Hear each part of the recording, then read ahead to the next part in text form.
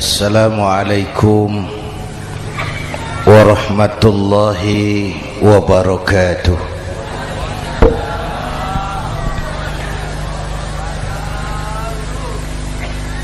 Alhamdulillahi wa kafa, wassalatu wassalamu ala Sayyidina Muhammadin al-Mustafa wa ala alihi wa ashabihi ahli sidqi wal wafa, amma ba'd. Para ulama, para habaib, para masyayikh yang saya muliakan, yang terhormat Bapak Kapolres dan Bapak Dandim, Sahibul Bait, segenap keluarga besar Pondok Pesantren Raudhatul Muta'allimin Al-Aziziyah, bapak-bapak, ibu-ibu, hadirin hadirat ma'asyiral muslimin yang saya cintai. Saya bersyukur dapat menghadiri haflah Maulidin Nabiyil Karim, dan saya bangga dan terharu dengan keberadaan Pondok Pesantren Raudhatul Muta'allimin Al-Aziziyah ini. Sekarang ini banyak orang bisa memberi contoh,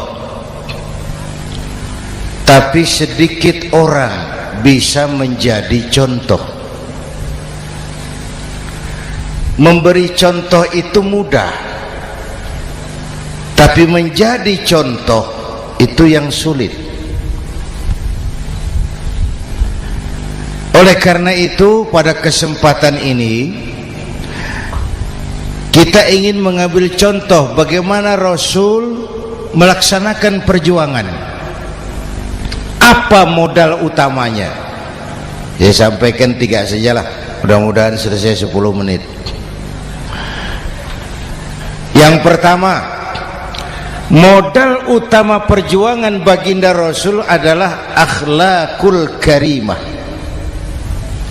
Memperbaiki akhlak dengan akhlak.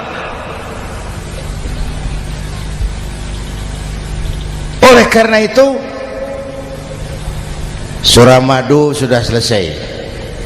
Dari dan ke Madura jadi lebih mudah. Bahkan Madura akan jadi daerah industri. Tetapi yang kita ingin, Madura tetaplah Madura. Akhlak tidak boleh berubah. Zaman boleh berubah, akhlak tidak. Masa boleh berganti, tapi keyakinan tidak boleh mati. Nah, soalnya adalah kepada siapa kita harus berakhlak. Kita itu kan harus berakhlak kepada 2. Kita harus berakhlak pertama kepada Allah. Ini yang terpenting. 13 tahun Rasul berjuang di Mekah hanya memperbaiki akhlak kepada Allah, menanamkan tauhid, meluruskan akidah, membangun keyakinan. 13 tahun di Mekah itu, dengan perhitungan kalau fondasi kuat, bangunan aman.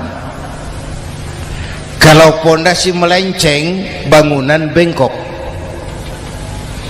Kalau fondasi rapuh, bangunan runtuh. Bangunan bagaimana fondasinya, orang hidup bagaimana imannya.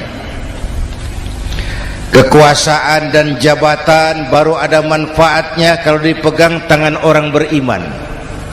Kalau tidak, yang muncul Fir'aun. Harta baru terasa manfaatnya kalau dipegang tangan orang beriman. Itulah sebabnya bangsa kita ini bukan cuma perlu orang pintar, kita perlu orang benar. Bahkan di masyarakat lebih baik benar tidak terlalu pintar ketimbang pintar tapi tidak benar.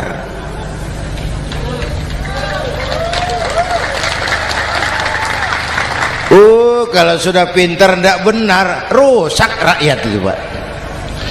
Disuruh ngurus beras malah nimbun beras, ya. Disuruh ngurus laut jadi bajak laut. Disuruh ngurus hukum, bikin hukum seperti pisau, tajam ke bawah, tumpul ke atas. Kalau yang kecil salah, hukum cepat-cepat ditegakkan. Yang besar salah, diam pura-pura tidak mengerti. Itu yang melukai rasa keadilan.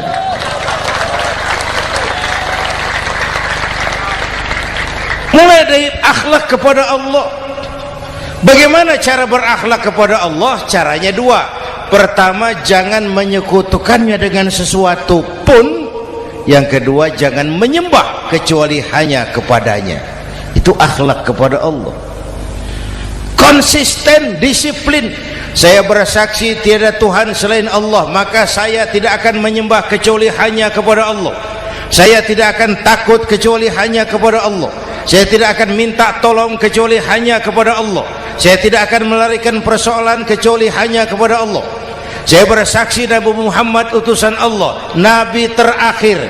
Tidak ada Nabi sesudah Nabi Muhammad. Harga mati, titik. Disiplin. Ada yang mengaku jadi Nabi, wajib tidak percaya. Disiplin. Sekarang ini kan bangsa kita disiplinnya lemah. Korupsi agak sulit diberantas karena pejabat kita takut atasan tapi nggak takut Tuhan.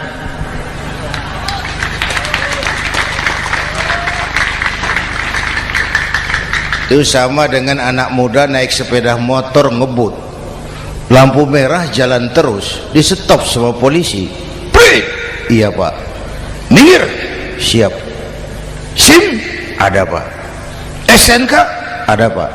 Tahu kau lampunya merah? Tahu Pak. Kenapa lewat terus? Saya nggak tahu, ada Bapak. Itu disiplin kita.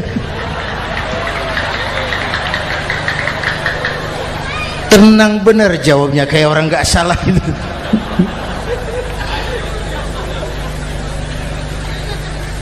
Iman. Apalagi belakangan ini saya sering bilang gini Pak, ini humor tapi agak tasawuf.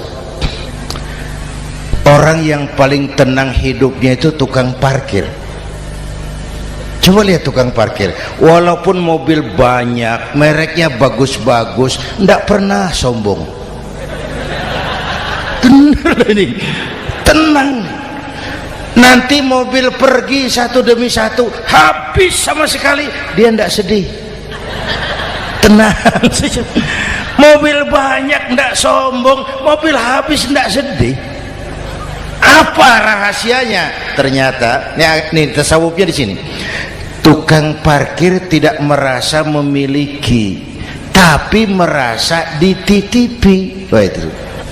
Siapa saja yang merasa memiliki, bersiaplah kehilangan, dan itu menyakitkan. Tapi kalau merasa dititipi, jabatan, harta, anak, istri, semua titipan, hiduplah seperti tukang parkir. Pertama, titipan tidak boleh bikin kita sombong. Dititipi kok sombong, tidak pantas ya. Pak Zainuddin titip mobil ya, silakan. Yang punya mobil pergi, saya petatang peteteng. Tidak pantas dititipi kok sombong. Ada orang dititipi jabatan oleh Allah sombong. Dititipi sombong. Ada enggak pejabat sombong? Ada, namanya Fir'aun. Tuh pejabat-pejabat sombong anak buah Fir'aun semua. Dititipi harta oleh Allah jadi orang kaya, sombong, sama tetangga ndak mau kenal, orang lain kecil semua, jalan ndak injak tanah. kuntilanak. Yang kedua penting, titipan harus dijaga baik-baik. Kalau tidak, yang nitip marah. Yang nitip marah. Pak, titip sepeda motor, silakan. Waktu diambil sepeda motor, kaca spion pecah, knalpot hilang, bemper hancur. Marah ndak yang nitip? Marah. Saya kan titip, kenapa ndak dijaga baik-baik? Dititipi harta oleh Allah jadi orang kaya supaya bangun pesantren, bela yatim, santuni yang lemah. Pelitnya 17 setan. Yang nitip marah. Dititipi jabatan oleh Allah isinya korupsi saja, yang nitip marah. Nah, saya mau kasih lihat sekarang. Allah titip Indonesia. Allah titip Indonesia. Hai rakyat, ini Indonesia, aku titip, kata Allah. Sebentar, ada meja mau naik. Silakan Mas. Iklan. Ya, terima kasih. Jangan disangka kalau disediakan air teh pidatonya jadi lama. Dekorasi ini kok. Sampai mana tadi? Hai rakyat, ini Indonesia, aku titip, kata Allah. Ini negara besar dan kaya. Titipan ini ditebus dengan keringat, air mata, darah, dan nyawa. Ini bedanya. Malaysia memang merdeka tapi diberi Inggris. Singapura merdeka diberi Inggris. Indonesia merdeka, keringat, air mata, darah, dan nyawa. Ini negara aku titip, kata Allah. Ini negara besar dan kaya. Buminya subur.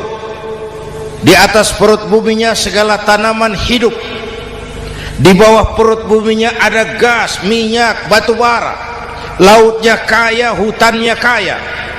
Kekayaan negeri ini harus digunakan bagi sebesar-besar kemakmuran rakyat. Itu amanat konstitusi. Disalahgunakan, dikorupsi, yang nitip marah. Yang nitip marah. Kalau dia marah, dia suruh makhluknya yang lain negur. Siapa? Merapi, Bromo, anak Krakatau. Itu Merapi demo, Pak. Kalau kita rakyat demo, anak buahnya Pak Danres turun. Tapi kalau Merapi demo, siapa yang mau ngatasi? Mbah Marijan. Selesai. Sekarang Mbah Marijan sudah kumpul sama Mbah Surip di alam barzah, dia sudah ketemu dia. Kata Mbah Surip, tenang Mbah Marijan, tak gendong, aman sudah. Aman sudah. Saya mau bilang Merapi itu makhluk, Krakatau itu makhluk, Bromo itu makhluk. Tidak mungkin makhluk bergerak dengan sendirinya, pastilah ada yang menggerakkan. Maka baik-baiklah sama yang bikin angin supaya bertiupnya sesuai keperluan. Baik-baik dengan yang bikin air supaya datangnya sesuai kebutuhan. Baik-baik sama yang bikin gunung supaya meletusnya pelan-pelan.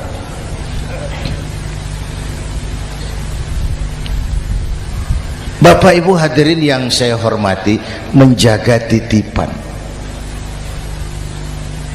Jangan menyembah kecuali hanya kepadanya. Jangan menyekutukannya dengan sesuatu pun. Ayo, saya ngobrol kita. Bapak Ibu hadirin yang hadir di sini ini, kita ini semua hamba Allah apa bukan? Hamba Allah. Kata siapa?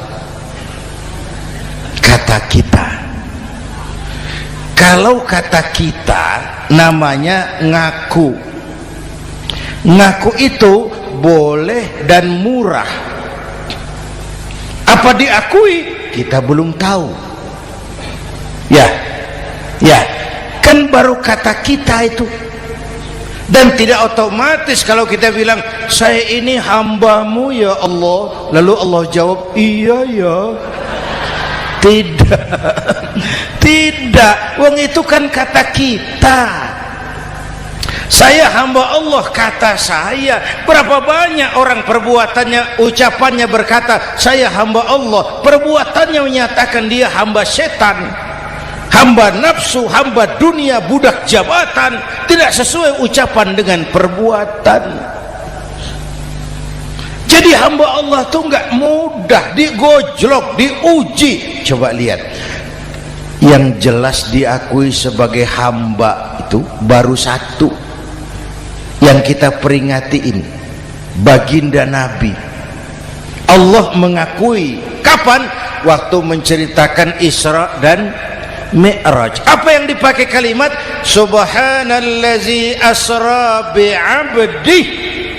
Maha suci Allah yang telah menjalankan hambanya. Hambanya Muhammad itu hambaku, aku jalankan dia. Allah mengakui. Kapan kalimat ini turun?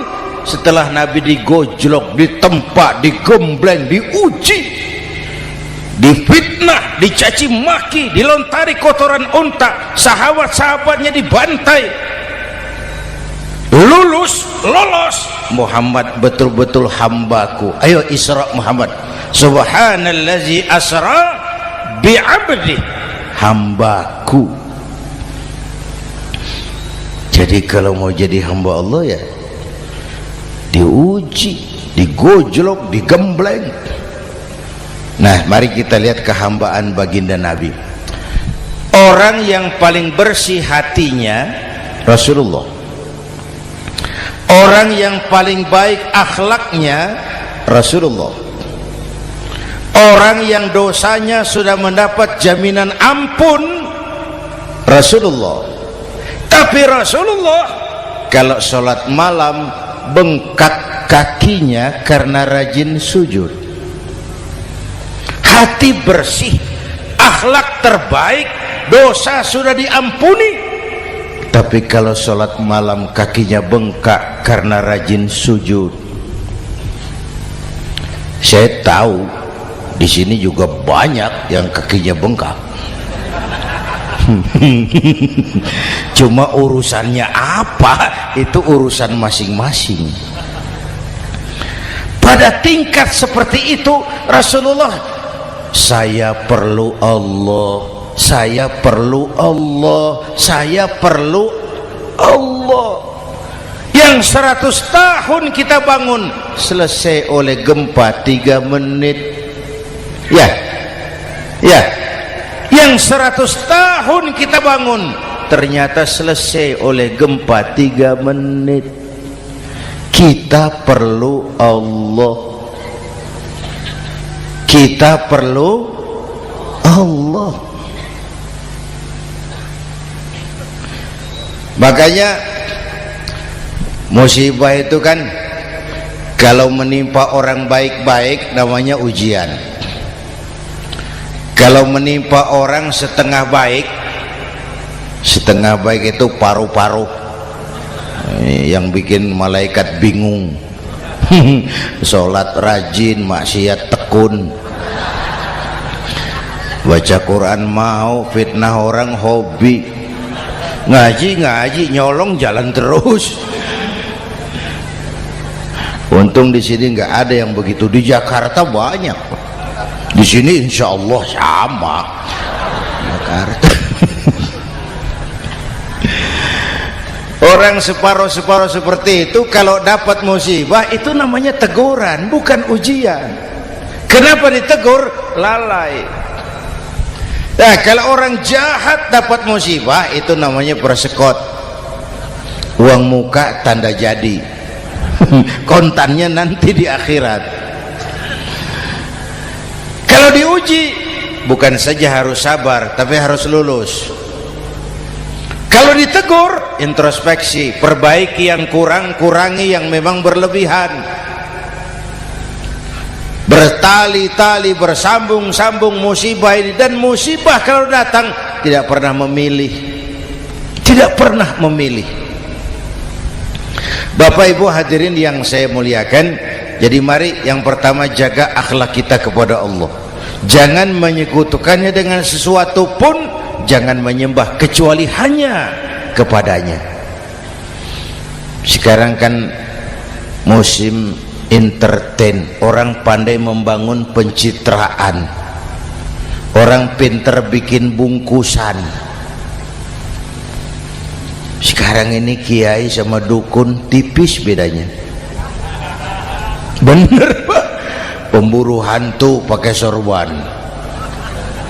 pakai gamis, nanti kiai pakai helm. Atribut sudah kacau sekarang ini, siapa pakai apa, siapa mau jadi apa, ndak jelas. Sementara masyarakat kita memang agak kutil, kurang teliti, cepat heran, gampang kagum. Pernah terjadi suatu saat tabrakan di jalan, keras sekali, korban jatuh berlumur darah, dikerubungi orang banyak. Datang wartawan mau ambil gambar dari dekat, sulit, banyak sekali orang ngerubung. Dia cari akal, tolong saya dikasih jalan ke dekat korban. Orang menoleh semua, saudara siapa? Saya bapaknya korban, katanya. Dia mengaku bapaknya korban, ya orang minggir semua, minggir, ada bapaknya korban. Orang minggir semua, dia maju ke depan korban. Sampai di depan korban pucat mukanya itu wartawan. Kenapa? Yang ketabrak anak monyet, Pak.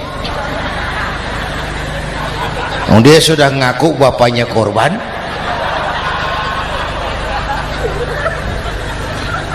Ini cerita pendek tapi pesannya dalam. Kalau belum kenal benar jangan cepat-cepat ngakui. Ya, rakyat harus cerdas sekarang ini. Emas pasti kuning, benar itu?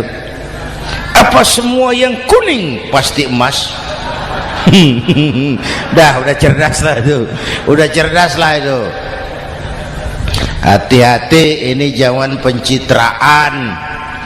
Orang pandai bikin bungkusan. Oleh karena itu kita juga harus punya filter supaya tidak hanyut oleh kedangkalan-kedangkalan pencitraan itu. Satu itu akhlak kepada Allah. Yang kedua, kepada siapa kita berakhlak? Kepada sesama manusia. Kepada sesama manusia itu siapa? Pertama, sesama muslim. Malam ini saya hadir di sini, saya tidak merasa tamu. Saya hanya keluarga di tengah keluarganya. Bahwa saya lahir di Jakarta itu sih kebetulan. Saya enggak pesan. Yang kita tidak pesan jangan diributkan. Kita enggak pesan. Warna kulit seperti ini kita enggak pesan. Dari suku apa lahir kita enggak pesan. Potongan seperti ini kita enggak pesan. Islam membebaskan manusia dari ras diskriminasi. Pada waktu yang bersamaan Islam mengangkat harkat, derajat, martabat kaum wanita. Ini kasihan dari tadi nggak diajak ngomong nih. Pada waktu yang bersamaan Islam mengangkat harkat, derajat, martabat kaum wanita. Ibu-ibu mestinya lebih terima kasih sama Rasulullah.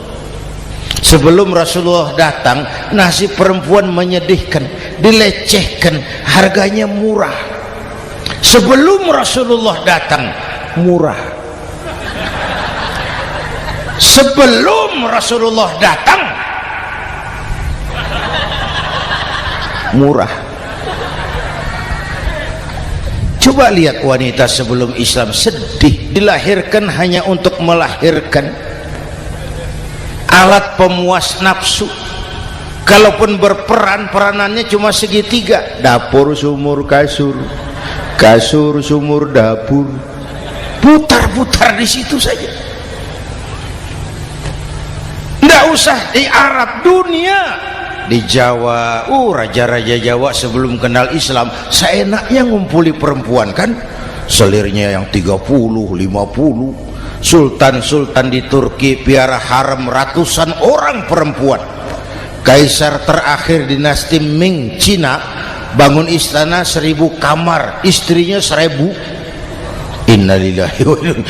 Itu saya coba pikir, raja kalau istrinya 1000, kapan pakai kolor itu raja?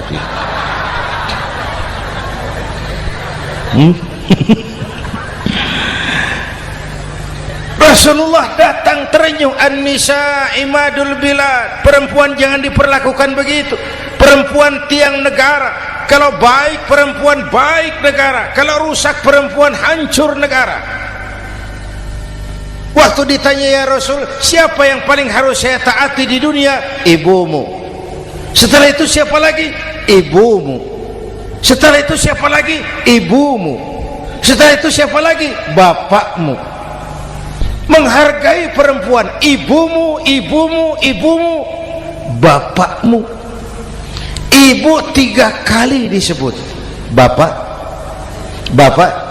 1 kali, ibu 3 kali, bapak 1 kali, ibu 3, bapak 1 bapak. Gimana sih ngitungnya jadi kerok begini? Salah ngitungnya, salah.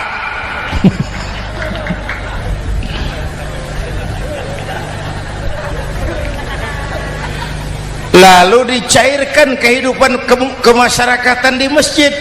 Masya Allah, masjid itu pendidikan demokrasi betul. Pertama, siapapun masuk masjid copot sandal, buka sepatu. Benar itu? Ini masyarakat yang mau kita bangun. Tidak ada warga negara kelas 1, semua sama. Lurah masuk masjid buka sepatu, Camat masuk masjid buka sepatu, mat. Gubernur masuk masjid buka sepatu, Nur. Nikmatnya masyarakat masjid, nikmatnya masyarakat masjid. Coba binatang saja harganya tidak sama toh. Sapi yang mahal yang gemuk, betul, karena harga sapi pada dagingnya. Makin gemuk sapi makin mahal harganya. Tapi ada burung perkutut lebih mahal dari sapi, padahal dagingnya sedikit, betul.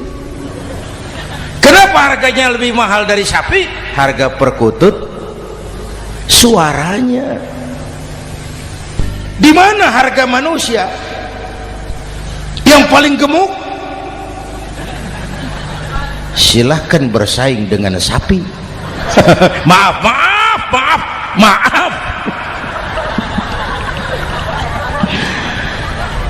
inna akramakum indallah atqakum. Masyarakat masjid sudah copot sandal, buka sepatu, sudah masuk ke dalam sholat berjamaah. Kalau sudah ke dalam sholat berjamaah, tidak pernah kita usil dari mana orang datang, yang penting kemana dia menghadap. Itu masyarakat masjid. Dari mana kamu? Dari kidul, Pak, madhab ngulon. Kamu dari mana? Dari lor, Pak, madhab ngulon. Kamu dari mana? Dari kulon, madhab ngulon juga. Ini kan konsep bineka tunggal ika.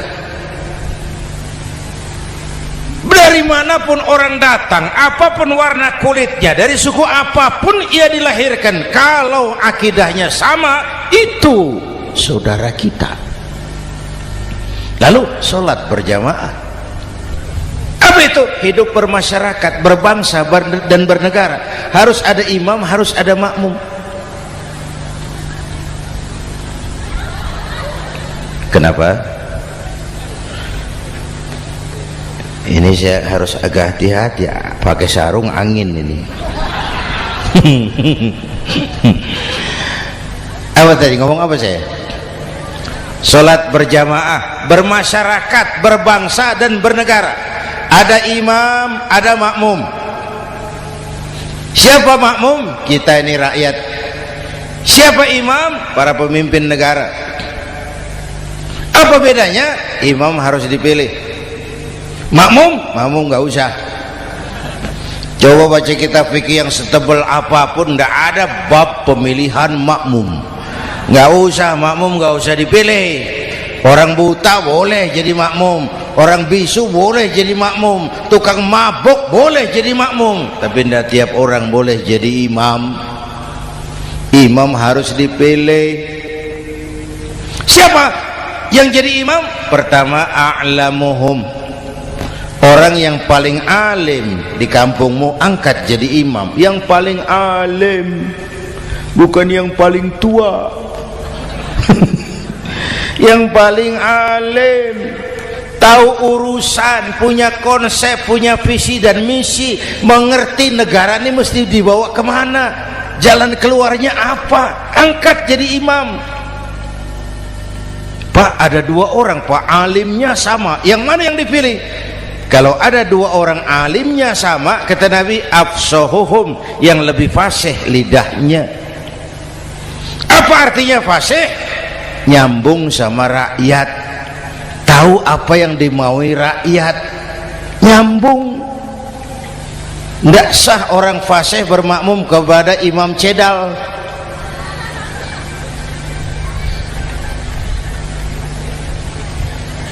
Kenapa Bu? Nyambung. Capek kalau punya imam gak nyambung sama makmum. Makanya kalau sudah jadi imam, pesan Nabi apa? Idza amma ahadukumun nasa falyukhaffif. Kalau kamu jadi imam, ringankan solat kamu, jangan terlalu panjang. Itu makmum tidak sama kekuatannya. Ada yang tua renta, diri saja sudah gemetar. Ada makmum yang punya darah tinggi, kalau sujud lama kepalanya sakit. Ada makmum yang sudah janji habis solat mau terima uang. Jangan kalau sudah jadi imam di kota, sholat isya berjamaah, rakaat pertama selesai Fatihah, Yasin, bubar makmum itu. Jadi imam jangan terlalu lama, kayak Husni Mubarak tuh, kelamaan jadi imam, 30 tahun, rakyat capek.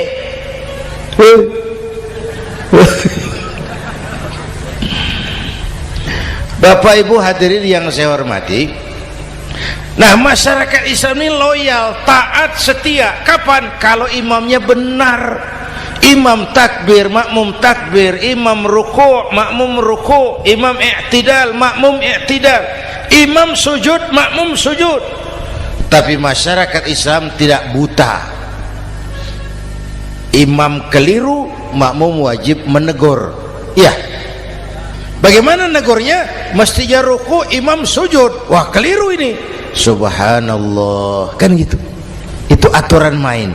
Tidak boleh imam keliru, makmum emosi, main pegang, mam, hoi salah, hoi, kacau sholat.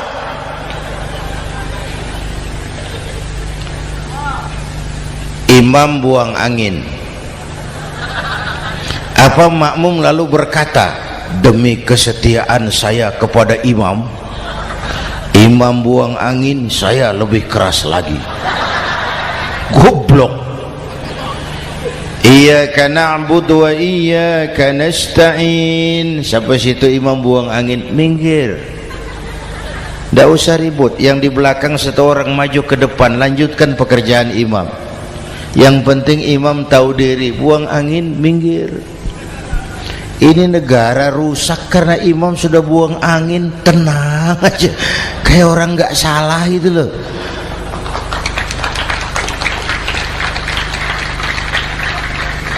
Selesai sholat dikasih tahu, imam tadi buang angin ya sedikit. Apa kalau nggak sedikit lalu nggak rusak sholat itu? Nah, dalam berjaga akhlak kepada sesama, ayo kita jaga kesatuan, persatuan, kerukunan, kekompakan. Ini pesantren Raudhatul Muta'allimin Al-Aziziyah, ini aset kita. keberadaannya, pengembangannya, kelangsungannya, bukan segera tanggung jawab pengurusnya. Tanggung jawab kita sesuai dengan bidang dan kemampuan masing-masing. Yang punya jabatan bantu dengan wewenangnya, yang punya harta bantu dengan uangnya, yang punya tenaga bantu dengan tenaganya, yang bisa doa bantu dengan doanya, yang tidak bisa apa-apa bantu dengan diam. Diam saja lumayan loh itu membantu. Bapak Ibu hadirin yang saya hormati, saya ingat almarhum Panglima Besar Sudirman pernah bilang, kamu itu kalau mau menang harus kuat, kalau mau kuat harus bersatu, kalau mau bersatu hidupkan semangat silaturahmi. Mau menang harus kuat, mau kuat harus bersatu, mau bersatu hidupkan silaturahmi. Bapak Ibu hadirin, rukun antar umat seagama. Beda pendapat boleh, marah jangan. Kalau di Jakarta kan sekarang lagi musim apa itu wahabi yang bid'ah, sedikit bid'ah itu. Saya sih bilang yang suka tahlil bagus, terusin. Yang nggak suka tahlil nggak apa-apa, tapi jangan mencaci maki yang suka tahlil. Orang yang mabuk masih banyak kok yang tahlil dicaci maki. Kita ini seperti orang kurang kerjaan. Waktu guru saya Hadratul Mukarram Kiai Haji Dr. Idham Khalid wafat, saya ajak orang baca Fatihah. Selesai, saya lagi duduk di belakang, seorang pengusaha nemui saya, Kiai, kenapa? Saya coba ingin kepastian. Apa? Orang yang sudah mati dibacakan Fatihah itu apa pahalanya sampai? Saya bilang gini, Mas, kamu kalau nggak percaya mati aja dulu. Saya bacain Fatihah, tunggu di sono. Kalau nggak nyampe balik lagi nggak apa-apa.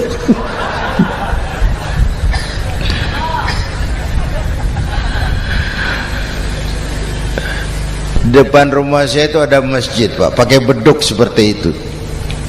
Ada teman saya, Kiai, pakai beduk masjidnya. Iya pakai. Kan Rasulullah enggak pakai. Enggak memang. Bid'ah tuh. Loh, siapa bilang? Beduk itu bukan agama, itu budaya, tanda masuk waktu. Bukan manggil orang sholat. Manggil orang sholat pakai azan. Tanda masuk waktu, itu hebatnya Wali Songo, pakai beduk. Kalau nggak mau pakai beduk boleh, teriak-teriak juga boleh. Maghrib, maghrib, boleh. Tapi Wali Songo kan bijaksana, pakai beduk saja, sekali pukul satu desa dengar. Itu bijaksananya dakwah Wali Songo. Kalau beduk dianggap bid'ah, miskin kita. Itu budaya. Seperti sepeda motor, itu budaya. Kalau beduk dia nggak bid'ah, sepeda motor bid'ah tuh. Rasulullah nggak pakai, jual, beliin unta.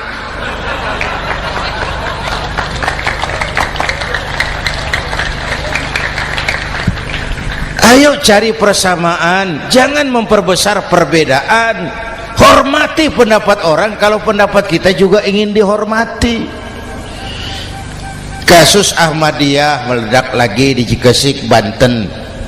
Lalu pendekar-pendekar HAM menganggap itu tirani, mengganggu kebebasan beragama. Dia lupa bahwa Ahmadiyah masalahnya bukan kebebasan beragama, tapi penodaan terhadap agama.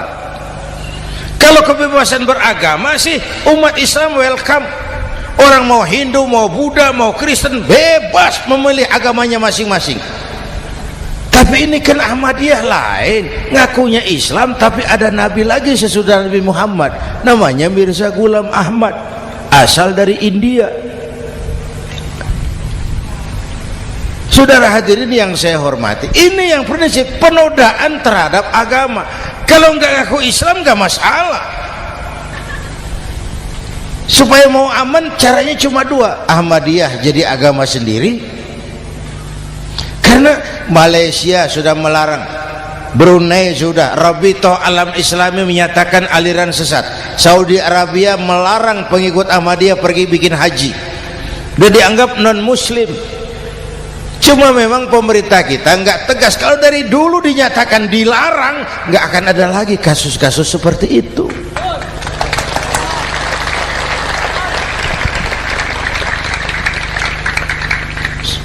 Nah, selain itu kita umat juga harus disiplin. Coba sudah berapa banyak nabi bermunculan di Indonesia. Dan Indonesia ini saya heran, Indonesia ini pasar bagus, Pak. Kalau ada nabi, ada aja pengikutnya, saya heran tuh. Indonesia ini pasar bagus. Ada Ahmad Musaddiq Al-Qiyadah, jadi nabi. Konsultan bulu tangkis jadi nabi. Dapat wahyunya di Bogor, ditangkap polisi 4 tahun. Muncul lagi di Bandung, namanya Sayuti, tukang cukur, ngaku dapat wahyu jadi nabi, ditangkap polisi lagi 2 tahun. Di Malang Ustadz Roy, ya sebenarnya petinju, dia masuk Islam, mu'alaf, belajar Islam tidak pakai guru, diutak-atik ayat Quran. Sholat kita harus mengerti artinya, maka sholat boleh pakai bahasa masing-masing.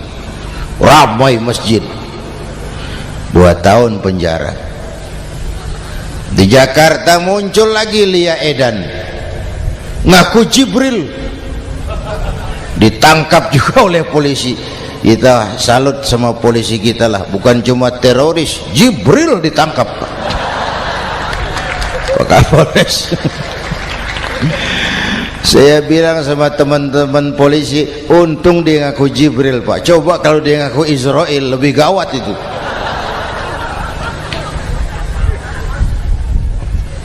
Yang parah, antara Cirebon Losari, dia perbatasan Jawa Tengah Jawa Barat, pernah muncul agama baru namanya agama Jasun, agama Jawa Sunda, agama Jasun Jawa Sunda. Yang jadi nabi Tugimin. La haula wala quwata. Saya bilang ini jangan jadi nabi, jadi kiai juga nggak angker ini. Al Mukarram Bapak Kiai Tugimin, nggak enak. Yang lebih ndak enak selawatannya loh itu.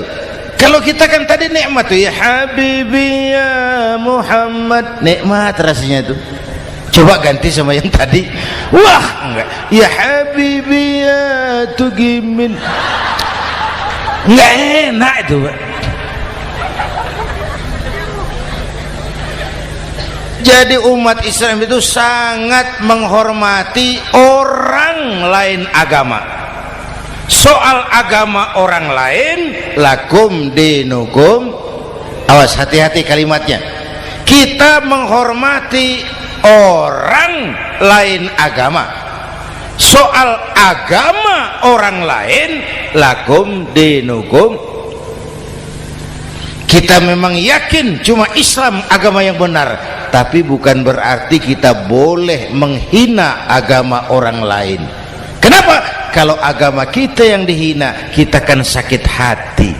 Orang lain sama dong. Itu sebabnya Allah berpesan, jangan kau caci maki Tuhan mereka, karena mereka akan balas mencaci maki Tuhanmu. Dan itu artinya mencaci maki aku, kata Allah. Jelas ini? Jelas? Justru karena umat Islam mayoritas di Indonesia, maka kerukunan antar umat beragama terjaga dengan baik. Kalau umat Islam mau main kasar, mau main kayu, mau main keras, umat Islam ini 85%, yang lain pasti selesai. Saya jamin selesai. Tapi kan tidak. Kita sadar betul ini negara Pancasila. Kita sadar betul bahwa kita harus menghargai orang lain agama, menjaga kerukunan, rukun antar umat beragama. Yang ketiga, rukun antar umat beragama dengan pemerintah. Dulu kiai saya bilang, sultanun zulum khairum min fitnatin tadum. Pemerintah yang jelek pun sebenarnya masih lebih lumayan ketimbang tidak ada pemerintahan, kalau itu ukurannya. Coba umpama nanti Pak SBY sudah terlalu pusing, lalu pengumuman jam 000, seluruh rakyat Republik Indonesia saya umumkan mulai malam ini tepat jam 000 pemerintah bubar. Ayo bayangkan seperti apa kita tanpa pemerintah. Hukum rimba, yang kuat menekan yang lemah, yang kaya merampok yang miskin. Rumah saudara dirampok, lapor ke polisi, kata Kapolres, maaf polisi baru bubar. Hak asasi diinjak-injak, lapor ke pengadilan, pengadilan bubar. Masih ada pemerintah saja yang kuat suka menekan yang lemah, apalagi kalau tidak ada pemerintah. Karena itu ulama dan umara dua pilar utama. Kalau kuat keduanya, kuatlah masyarakat. Kalau rapuh keduanya, maka rapuhlah juga masyarakat. Bapak Ibu hadirin yang saya hormati, ini yang kedua, kita harus berakhlak kepada sesama.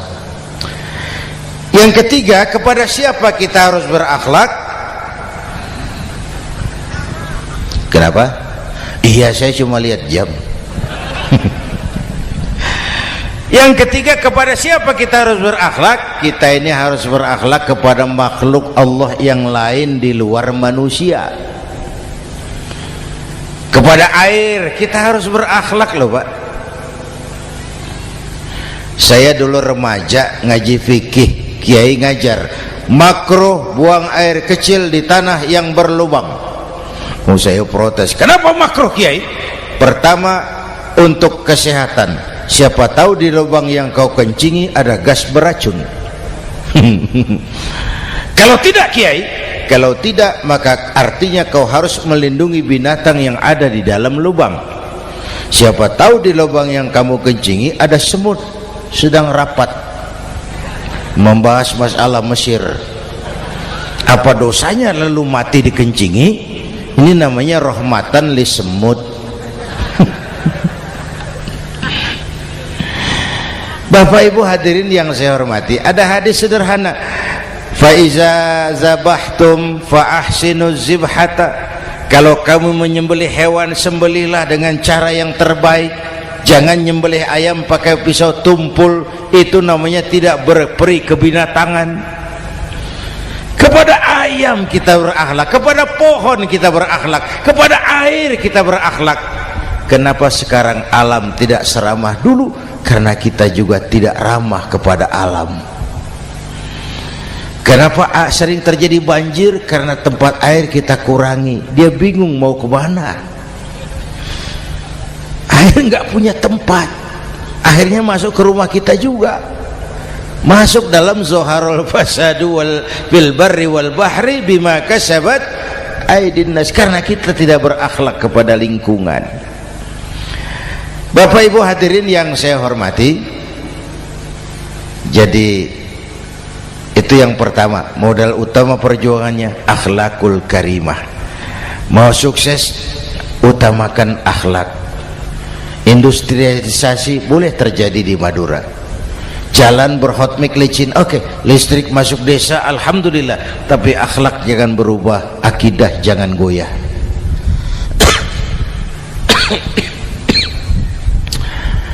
Teknologi tidak bahaya, yang bahaya orang yang menggunakannya. Wayang itu yang namanya cepot, itu bisa selawat badar kalau yang megang Anom Suroto. Cepot bisa selawat badar kalau yang megang Anom Suroto. Wayang bagaimana dalangnya, teknologi bagaimana orang yang menggunakannya. Satu. Yang kedua, yang kita contoh dari baginda Rasul, beliau itu sejak kecil tidak dimanjakan Pak. Lahir ke dunia tidak sempat melihat wajah bapak. Umur 6 tahun ditinggal ibu. Umur 9 tahun ngembala kambing. berniaga ke Syam. Syam itu Syria sekarang. Umur 9 tahun bisnis lintas negara dari Saudi ke Syria. Remaja tidak dimanjakan, kerja keras, peras keringat, banting tulang, tidak ada pekerjaan halal yang hina. Lahir pribadi yang tegar, mental yang tahan banting, manusia yang tidak cengeng karena sejak kecil ditempa oleh kesulitan. Jadi gini, orang itu kalau biasa susah, ketemu susah, ndak kaget Pak, mentalnya kuat. Saya santri biasa makan kangkung, datang ke rumah teman dikasih kangkung, loh makanan saya ini, dikasih daging ayam, nambah. Orang tuh kalau biasa susah enak. Saya santri biasa tidur di masjid, disuruh nginep di hotel, pules Pak. Tapi yang biasa tidur di hotel suruh nginep di masjid, encok. Hidup ini perjuangan, mau sukses harus berani susah. Jangan seperti dulu nih cerita santri.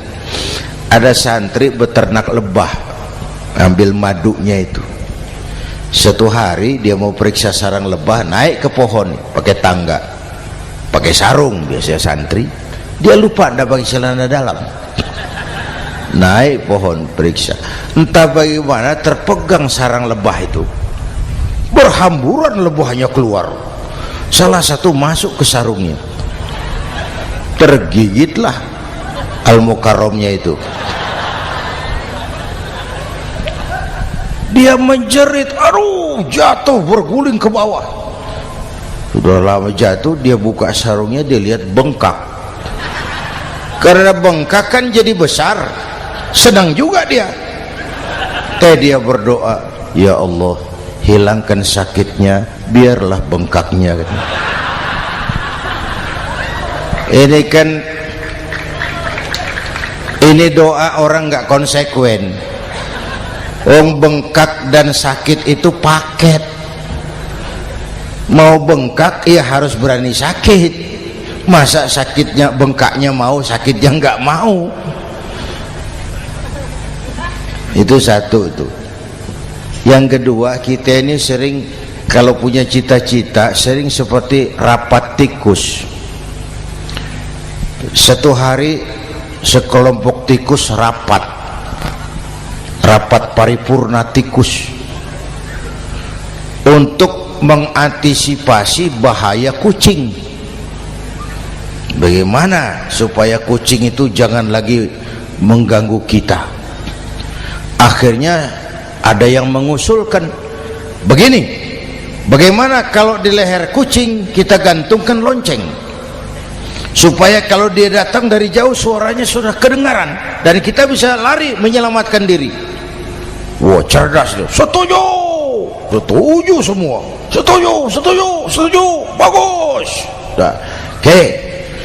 Waktu pembicaraan dilanjutkan, tikus mana yang mau menggantungkan lonceng ke leher kucing? Rapat bubar. Setuju, akur, iya, iya. Waktu kerja selesai. Bapak Ibu hadirin yang saya hormati, terutama anak-anak saya, para santri, remaja, pemuda. Hidup ini persaingan. Bapakmu tamat SD nak, kau sarjana. Bapakmu cuma jadi RT nak, kau camat. Bapakmu tukang tabal ban, kau harus punya pabrik ban. Anak saya pertama dulu, saya titip mondok di Tebu Ireng. Tahun pertama pulang saya kontrol, sini kau, apa hasilmu setahun di pesantren? Saya sodorkan, dia sodorkan saya sebuah piagam penghargaan juara lomba pidato di pondoknya. Saya heran, ini anak di rumah jarang ngomong, kok bisa jadi juara pidato? Saya tanya, kamu bisa pidato, apa yang dipidatoin? Dia bilang, kan kaset ayah dihafalin gitu. Ya saya ketawa juga, waktu itu dia masih anak-anak. Baiklah, baiklah, tapi apa cita-citamu? Saya kepengen seperti ayah. Wah, kau ini salah. Kalau aku ayahmu di matamu menurutmu hebat, mestinya kau 10, 100, 1000 kali lebih hebat dari orang-orang yang kau anggap hebat, karena tantanganmu akan lebih berat dari tantangan yang aku hadapi sekarang. Kalau kau sama dengan aku, kau ditinggalkan zaman karena kau tidak mampu menjawab tantangan zamanmu. Bapak Ibu hadirin yang saya hormati, persaingan tajam, tantangan makin berat. Oleh karena itu diperlukan semangat yang dicontohkan Nabi. Kerja keras, peras keringat, banting tulang. Tidak ada pekerjaan halal yang hina. Sejak kecil ditempa oleh kesulitan. Asal jangan seperti saya tadi ngobrol sama teman-teman, sekarang ini di negara kita banyak politisi miskin negarawan. Pejabat-pejabat kadang-kadang kalau ngelihat rakyat tuh komentarnya nggak berpihak kepada rakyat. Saya ingat waktu Mentawai dihantam gempa, Nias hancur, infrastruktur hancur, rumah rakyat luluh lantak. Ketua DPR Pak Marzuki Ali bilang, bagaimana itu rakyat? Ya itu resikonya punya rumah di pinggir laut.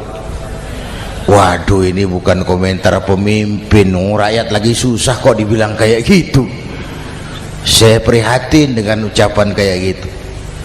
Waktu cabai 100.000, di sini berapa sekarang? Sama ya. Waktu cabai mahal, ada pejabat bilang, rakyat suruh nanam cabai aja di halaman rumahnya. Ini kan nggak solutif dan nggak cerdas. Cabai naik, rakyat suruh nanam cabai. Nanti beras naik, rakyat suruh nanam padi. Yang saya khawatir kalau telur mahal, apa rakyat suruh bertelur gitu? Ini kan nggak cerdas dan nggak solutif. Bapak Ibu hadirin yang saya hormati, apalagi tadi sudah saya bilang di awal, kita ini bangsa yang ditempa oleh kesulitan. Mau merdeka saja dengan keringat, air mata, darah dan nyawa. Kita tidak boleh cengeng menghadapi kesulitan ini. Tegar, tahan uji, tahan banting, dan seterusnya. Itu hal yang kedua. Yang ketiga, terakhir, Rasulullah itu sosok yang ibadahnya luar biasa. Tadi sudah saya jelaskan sebagian. Ibadahnya luar biasa. Ayo kita bantu keamanan negeri kita ini. Dengan apa? Istighfar. Wa ma kana Allahu mu'adzibahum wa hum yastaghfirun. Allah tidak akan turunkan bencana selagi di tengah mereka masih banyak orang-orang yang istighfar. Rasulullah yang dosanya sudah diampuni sehari 100 kali istighfar. Ayo kita ngobrol ini. Pak, saya ini Zainuddin ini, kalau mengharap masuk surga dengan amal yang saya kerjakan sendiri, rasa-rasanya tipis harapan. Bener. Sholat saya berapa banyak saya tahu, sedekah saya berapa duit saya tahu, dosa saya berapa banyak saya tahu. Lalu saya baca sejarah, Nabi Adam dosanya 1, makan buah khuldi, dikeluarkan dari surga. Nabi Adam dosanya 1, dikeluarin. Kita dosanya banyak, kepengen masuk. Ini nggak nyambung ini. Nabi Adam dosanya 1, dikeluarin dari surga. Kita dosanya banyak, kepengen masuk. Nggak nyambung. Apa yang bikin saya besar hati?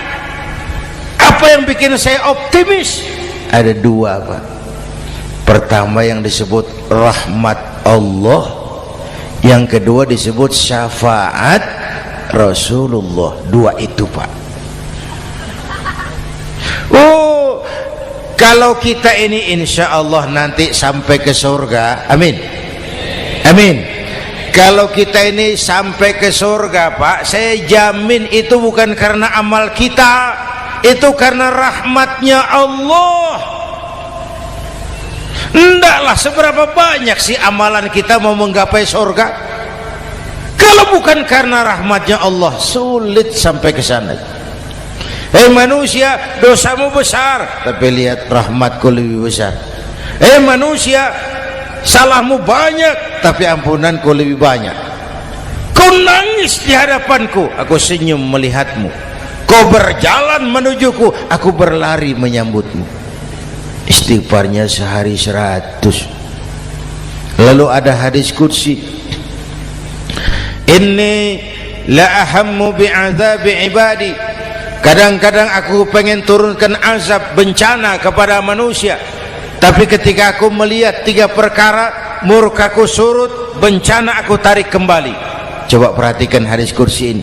Allah mau marah hendak jadi, bencana ditarik, musibah diangkat. Kenapa? Ada yang meredam murka Allah. Allah enggak jadi marah. Siapa? Pertama, suyukhan rukka. Aku lihat orang-orang tua tengah malam sujud sambil berlinang air mata, nangis di hadapan Allah. Itu kita hutang jasa loh Pak sama orang-orang yang tengah malam sujud nangis di hadapan Allah. Lihat yang begitu Allah tidak jadi marah tuh. Saya tahu nih bapak-bapak ini, ibu-ibu kan suaminya sering bangun tengah malam ya Bu, kencing bikin bingung malaikat. Sudah mau ditulis tahajud, kencing doang. Kata malaikat, sialan, hampir salah tulis.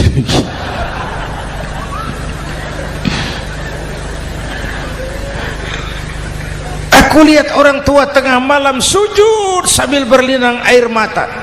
Lalu aku lihat bayi-bayi tanpa dosa masih menyusu, sibyanan rudda. Bayi-bayi tanpa dosa masih menyusu, suci bersih, belum ternoda. Wa bahaiman rudda. Dan aku lihat binatang ternak melata mencari makan, kambing mudah cari rumput, alam terjaga keasriannya. Bagaimana bencana nggak mau nambah? Kita mengamalkan hadisnya juga terbalik. Yang diminta itu orang tua tengah malam sujud, bayi tanpa dosa nyusu. Sekarang bayi tanpa dosa dibuang ke tempat sampah gara-gara orang tua tengah malam nyusu. Terbalik namanya. Yang diminta itu orang tua tengah malam sujud, bayi tanpa dosa nyusu. Ini bayi tanpa dosa dibuang ke tempat sampah gara-gara orang tua tengah malam.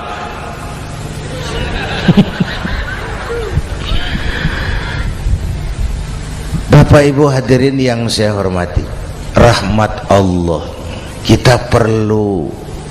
Yang kedua, syafaat Rasulullah. Mari saya cerita syafaat sedikit. Ini sudah jam 00:05 ya.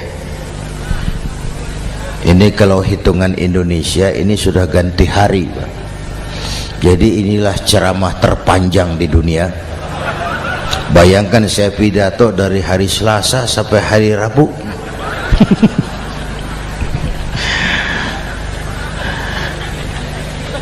Syafaat agak saya singkat ceritanya.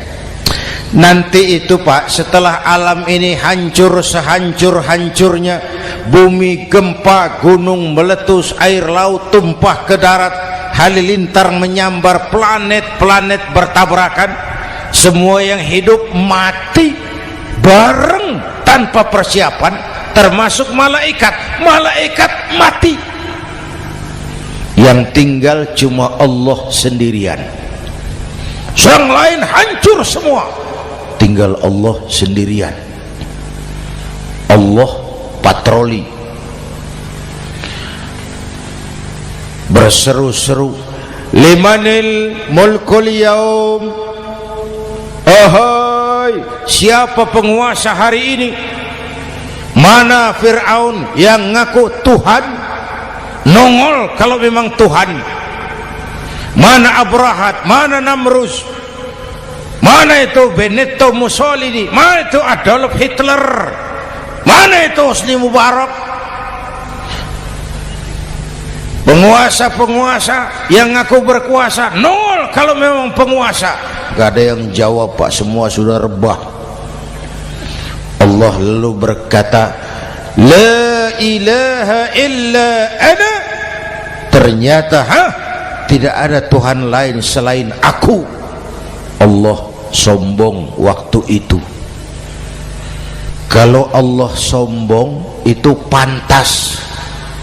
Hadis qudsi mengajarkan al-kibriya'u libasi, sombong itu pakaianku, kata Allah. Cuma aku yang pantas pakai. Kamu manusia nggak pantas pakai pakaianku, kebesaran.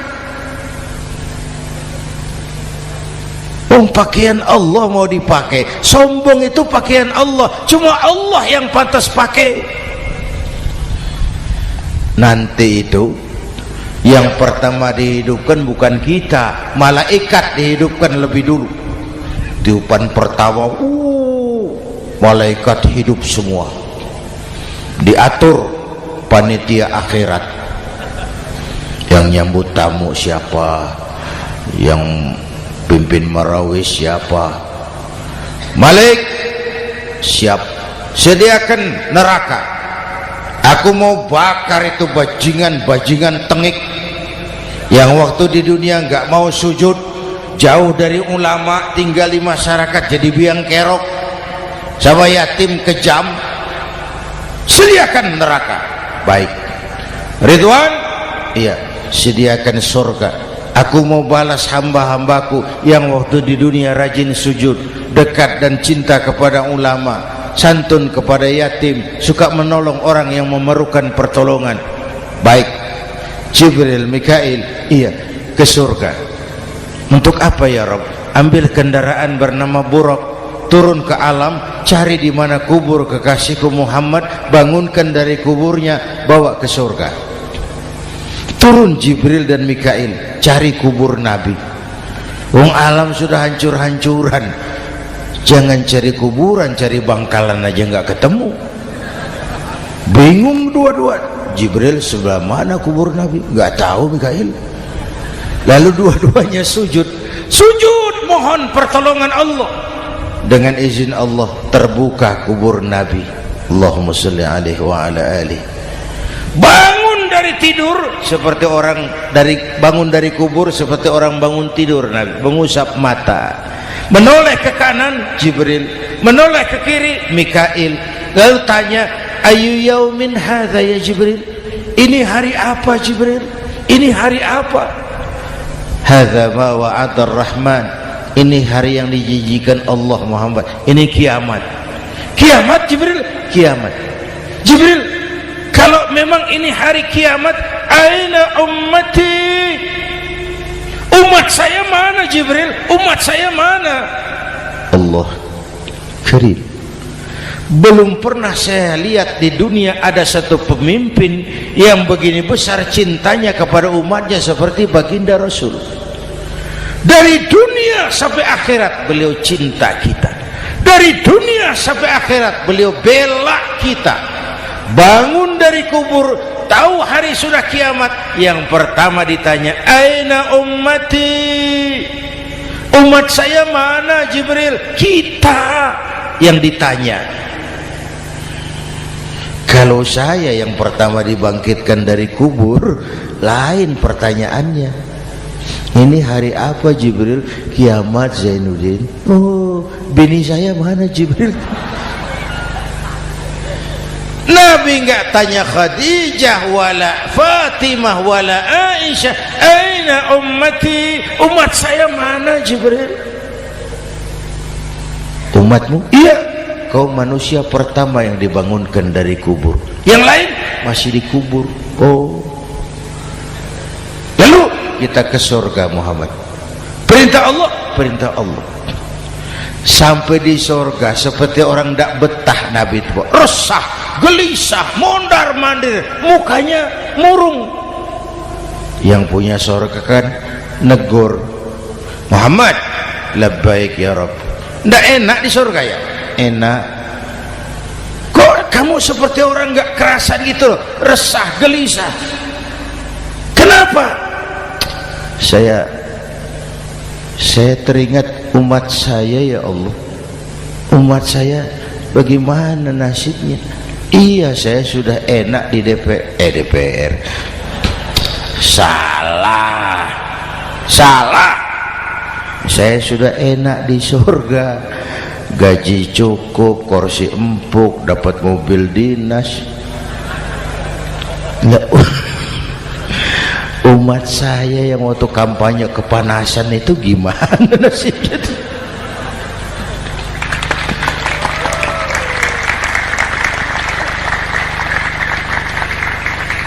Makanya dulu di Senayan, di depan kantor DPR tuh banyak tukang kaca jualan di situ. Saya bilang ini tukang kaca pintar dagangnya di situ. Pas, maksudnya supaya yang mau berkantor di situ ngaca dulu.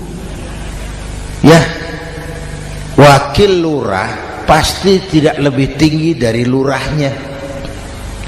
Wakil camat tidak lebih tinggi dari camatnya. Ini kenapa wakil rakyat kok selalu lebih tinggi dari rakyatnya?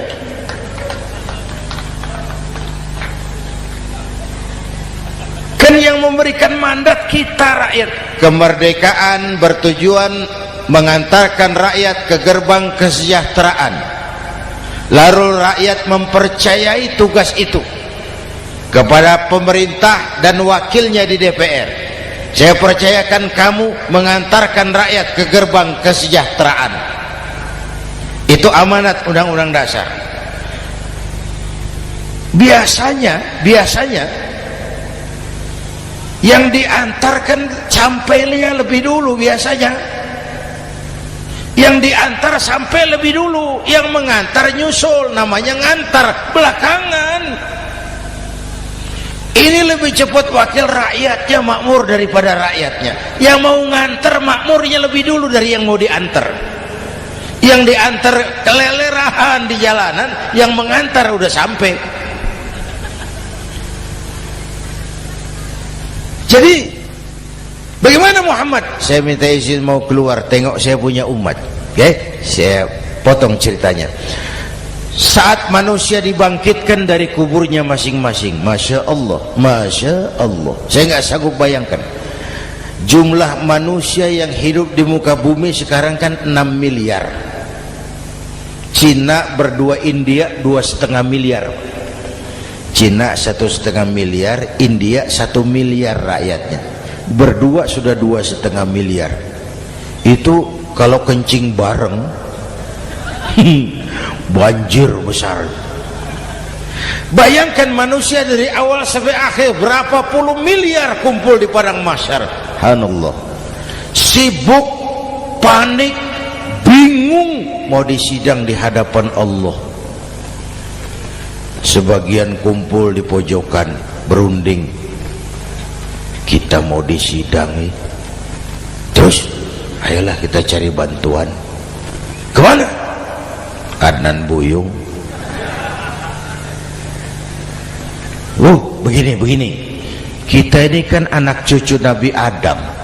Pantas dong kita minta tolong sama beliau. Yuk, setuju. Berangkat cari Nabi Adam. Ya Adam, anta abal bashar. Adam, tuan datuknya manusia. Kami cucu kamu, anak turunan kamu mau disidang. Tolong kami Adam, tolong.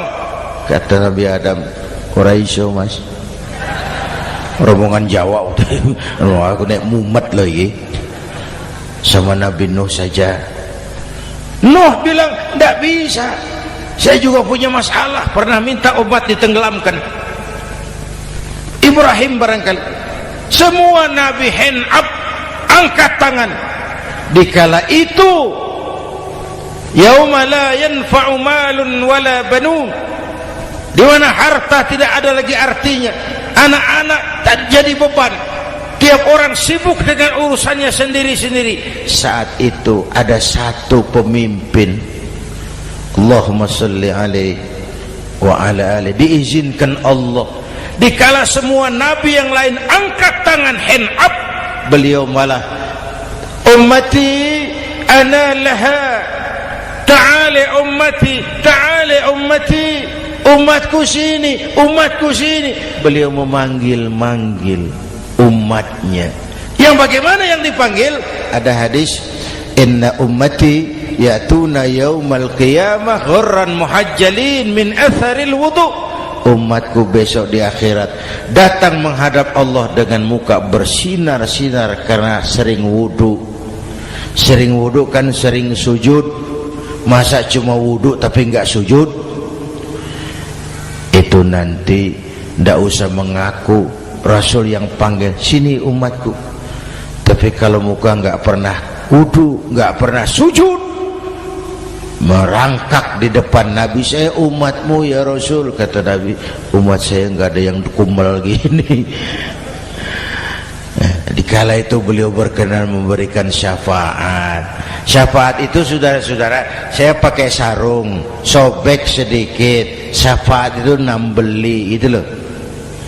Salat saya kurang sedikit, sedekah saya campur riak sedikit, puasa saya tidak ikhlas sedikit, ditutup dengan syafaat. Saya mau dagang, perlu modal 20 juta, saya punya uang 15 juta, yang 5 juta syafaat. Jadi harus ada modal. Kalau sholat tidak pernah, sedekah tidak pernah, lalu syafaatnya dari mana? Yang dapat tambelan itu yang punya sarung bolong, punya sarung sobek, ditambal dengan syafaat. Lah kalau tidak ada sarung, apa yang mau ditambal? Ya. Nah, mudah-mudahan kita semua mendapat rahmat Allah dan mendapat syafaatnya Rasulullah Sallallahu Alaihi Wasallam. Bapak Ibu hadirin, sudah 7:30 lewat 4 jam. Saya pun kangen, tapi hari sudah larut. Insya Allah lain kesempatan kita jumpa lagi. Terima kasih kepada Al-Mukarramun, para ulama, para habaib, pengasuh pesantren Raudhatul Muta'allimin Al-Aziziyah, dan semua yang hadir. Mudah-mudahan yang saya sampaikan ada manfaatnya. Usikum wa iyaya bitaqwallah. Aqulu qawli hadza fa astaghfirullahal azim li wa lakum. Wassalamu alaikum warahmatullahi wabarakatuh.